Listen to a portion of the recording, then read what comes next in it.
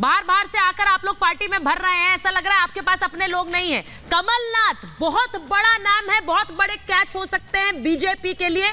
क्या आप लोगों ने बकायदा स्ट्रैटेजी बनाई है उन्हें बीजेपी पाले में खींचने की? देखिए, भारतीय जनता पार्टी विश्व की सबसे बड़ी पार्टी इन ऐसे लोगों को साथ लाकर के खड़ी हुई है जो कि हमारी नीति, हमारी विचारधारा को प्रमोट करते हो। हाँ। जो नेशन फर्स्ट की पॉलिसी को अगर फॉलो करते हैं तो मैं तो अभी फिर कहूंगी कि सबका स्वागत है जो कि राष्ट्र प्रथम की विचारधारा के साथ काम करना चाहे। नवल जी अच्छे से जानते हैं और उनकी एक बात से मैं सहमत हूँ कि जनता डिसाइड करती है कि कौन सी पार्टी आगे, कौन सी पार्टी पीछे। और अभी असेंबली इलेक्शंस में हमने देखा कि जनता का विश्वास किस पार्टी पर था।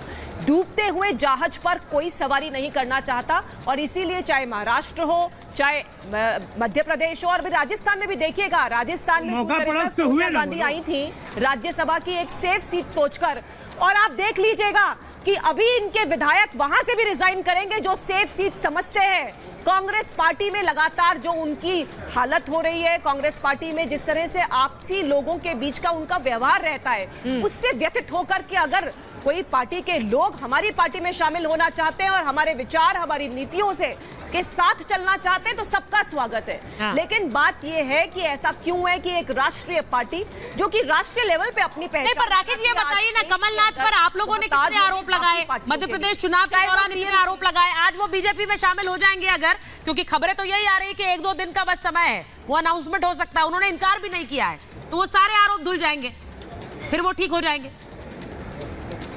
देखिए सुचरिता जी, प्रधानमंत्री जी का एक स्पष्ट संदेश है कि अगर किसी ने भ्रष्टाचार किया है, वो किसी भी पार्टी को बिलोंग करता हो, उस पर जांच होगी, अगर उस पे आरोप सिद्ध होते हैं तो उसको सजा भी मिलेगी।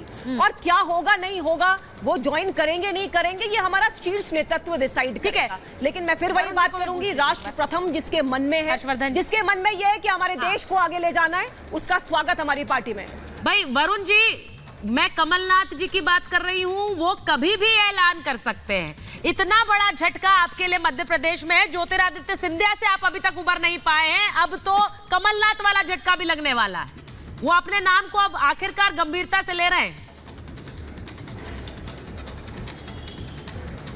सुचारिता जी, मेरे दो पक्ष है। पहला तो बीजेपी का नवल किशोर जी ने अच्छा एक्सप्लेनेशन दे दिया, एक छोटा सा कमेंट कर देता हूँ। हाँ। नीति और विचार इनका जो है, इनका जो राष्ट्रवाद है वो सबको दिख रहा है। कौन कौन से भ्रष्टाचारी आरोपियों को ले लेके 400 पार करना चाहते हैं। सबसे बड़ी पार्टी, मोबाइल के बटन दबा दबा के कांग्रेसी 50% कम से कम हो चुके होंगे इनकी पार्टी में। इसका मतलब इनके पास कुछ सामान नहीं। कई बार अपन डिस्कशन कर चुके हैं। कांग्रेस की जहां तक बात है, कांग्रेस में मैंने आपको कई बार कहा, कांग्रेस, आप ये अभी कह रहे हैं कांग्रेस का कनेक्ट नहीं। अरे भाई, कांग्रेस का कार्यकर्ता तो पूरे देश में फैला हुआ है। कांग्रेस के अंदर 2 कांग्रेस हुई हुई है कि जो 50, 60, 70 ज्यादा से ज्यादा 100 होंगे। गैंग ऑफ वासेपुर भी एक्सटेंडेड गैंग ऑफ वासेपुर है, उन्हीं को मलाई चाटू सेटिंगबाज मैंने ट्वीट भी किया था। ये बड़ा इंटरेस्टिंग है वरुण जी। दिन में ये लोग जो है, वरुण जी, आप कह रहे हैं कि इन्होंने कांग्रेसियों को भर लिया, ये नहीं देख रहे हैं कि वो कांग्रेसी पार्टी छोड़कर जाना चाह रहे हैं। वो सोच रहे हैं कि सिंकिंग शिप वाली कहावत होती है ना, मैं उसी की बात, जो जहाज डूब रहा है उसे छोड़ दो, अपना आगे का भविष्य तो देखना है ना। नहीं, जहाज तो सबसे बड़ा कांग्रेस ही है हिंदुस्तान में, दूसरा जहाज तो बन ही नहीं पाया अभी तक। जहाज तो बन ही नहीं पाया। जो मैं बात कर रहा हूँ थोड़ा सा सुन लो आप, 30-40 सेकंड में। हाँ, बोलिए। कांग्रेस में क्या हो रहा है, 3 बार जमानत जब्त हो गई, 4 बार चुनाव हार गए, हाँ। उसको राज्यसभा का टिकट दे दी, उसको CWC दे दी। वो एक गैंग जो है वो तो अलग चल रही है, कार्यकर्ता बेचारा एक अलग चल रहा है। तो कार्यकर्ता तो जहाज को चलाया जाएगा, चलाता रहेगा।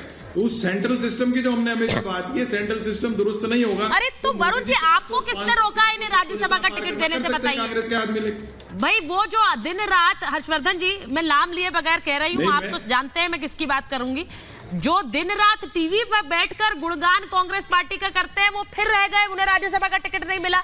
तो कांग्रेस पार्टी तो जानी जाती है ना ऐसे छोड़कर जाने के लिए। ऐसे में बाकी जगह अपना राजनीतिक भविष्य तो ढूंढेंगे ना नेता। निश्चित तौर पर सुचेता जी, और मैं ये मानता हूं कि अगर कोई किसी पार्टी के लिए लड़ रहा है, झगड़ रहा है, चाहे टीवी पर या बाहर, तो उसको पार्टी को राज्यसभा भी भेजना चाहिए, विधान परिषद भी भेजना चाहिए, चुनाव भी लड़ाना चाहिए। हाँ। अब अगर पार्टी नहीं उनका चयन कर पाती है तो ये पार्टी की समस्या है।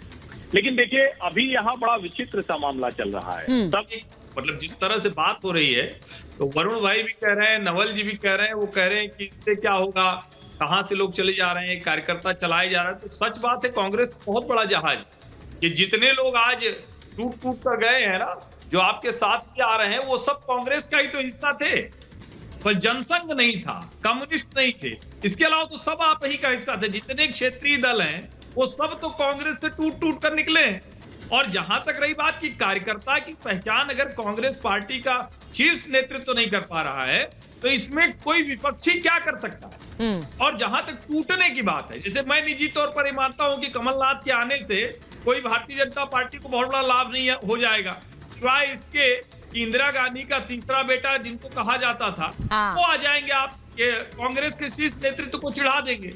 एक छिंदवाड़ा सीट है, हो सकता है कि उसका लाभ मिल जाए, वो भाजपा वैसे भी जीत सकती है, 29 में से 28 अगर जीत गई। ये लड़ाई दूसरी तरह की हो गई। लेकिन यहाँ मूल सवाल वही है, क्या कांग्रेस पार्टी अपने कील कांटे दुरुस्त कर पा रही है? क्या देश की सबसे पुरानी और सबसे एक समय में इतनी ताकतवर रही पार्टी इस स्थिति में भी नहीं है कि उसके मुख्यमंत्री, पूर्व मुख्यमंत्री रहे लोग लगातार एक के बाद एक पार्टी छोड़कर चले जा रहे हैं? अगर ऐसे लोग पार्टी छोड़कर चले जा रहे हैं तो ये सीधे सीधे शीर्ष नेतृत्व पर बड़ा सवाल है। शीर्ष नेतृत्व पर बड़ा सवाल है। मैं एक बार जरा जल्दी से बता देती हूँ बड़ी खबर कि कमलनाथ के दिल्ली घर की सुरक्षा बढ़ाई गई है। दिल्ली में कमलनाथ के घर की सुरक्षा बढ़ाई गई है। क्यों बढ़ाई गई है, कयास आप लगा सकते हैं। बीजेपी में जाने की अटकलें हैं, ऐसे में उनके दिल्ली आवास की सुरक्षा बढ़ा दी गई है। ये ऐलान अब कभी भी हो सकता है। देखिए, एक तरफ कमलनाथ कांग्रेस के लिए बहुत बड़ा झटका होगा। वो उनके ना सिर्फ क्राइसिस मैनेजर रहे, बल्कि उनके लिए एक फंड मैनेजर भी लाए हैं पार्टी के लिए। 2024 का चुनाव है। वहीं दूसरी तरफ अरविंद केजरीवाल, संजय जी जब आज ये कहते हैं कि 29 में हराएंगे, तो क्या ये सीधे सीधे गिव अप नहीं है? 2024 की लड़ाई पे वो मान चुके हैं कि जीत अब नहीं है। संजय जी। तो चाचा जी, सबसे पहले मैं आपके इसी सवाल का जवाब देता हूं। मैं अरविंद केजरीवाल ने जो कहा है, उनकी पूरी लाइन ये थी कि यदि 2024 में बीजेपी जीतती है और कांग्रेस हराने में विफल होती है, तो हम 2029 में हराकर दिखाएंगे और बीजेपी से देश को मुक्ति दिलाएंगे। ये पूरी लाइन थी। अच्छा, तो पूरी लाइन में उन्होंने कांग्रेस का जिक्र किया, लेकिन दूसरी लाइन में उन्होंने कहा कि कांग्रेस बीजेपी के लिए सबसे बड़ा जो डर है वो आम आदमी पार्टी है। यस, बिल्कुल। तो बीजेपी को हराने की जिम्मेदारी कांग्रेस पर है, लेकिन सबसे बड़ा प्रतिद्वंदी खुद को मान रहे हैं। बिल्कुल। अच्छा, अब मैं आगे आता हूँ। अच्छा, वेरी गुड। ये जो भगदड़ की बात हो रही है, कांग्रेस का टूटने का, कांग्रेस के नेताओं के दूसरे दल में जाने का, दूसरी पार्टी बनाने का एक बड़ा लंबा इतिहास है। ठीक है, कांग्रेस टूटती रही है, इससे कोई फर्क नहीं पड़ता है। फर्क आज इस बात से पड़ रहा है सुचारिता जी, कि जिस तरह से पार्टी टूट रही है, जिस तरह से नेता बीजेपी में जा रहे हैं, उस प्रक्रिया पे क्या सवाल नहीं उठना चाहिए?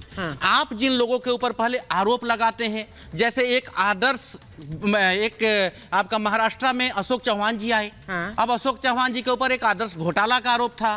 बीजेपी उनके ऊपर श्वेत पत्र लेकर आई थी। पहले घोटाले की बात करती है, फिर वो नेता बीजेपी में आ जाते हैं, फिर बीजेपी कहती है कि भाई मेरे सिद्धांत से प्रभावित होकर नेता आ रहे हैं। एक बहुत लंबी फहरिस्त है। आप आसाम चले जाइए, बंगाल चले जाइए, आप महाराष्ट्र चले जाइए। आप अजीत पवार प्रधानमंत्री जी खुद आरोप लगाते हैं कि 75,000 करोड़ के घोटालेबाज को पकड़ लिया है, और तीसरे दिन आप शपथ दिला देते हैं।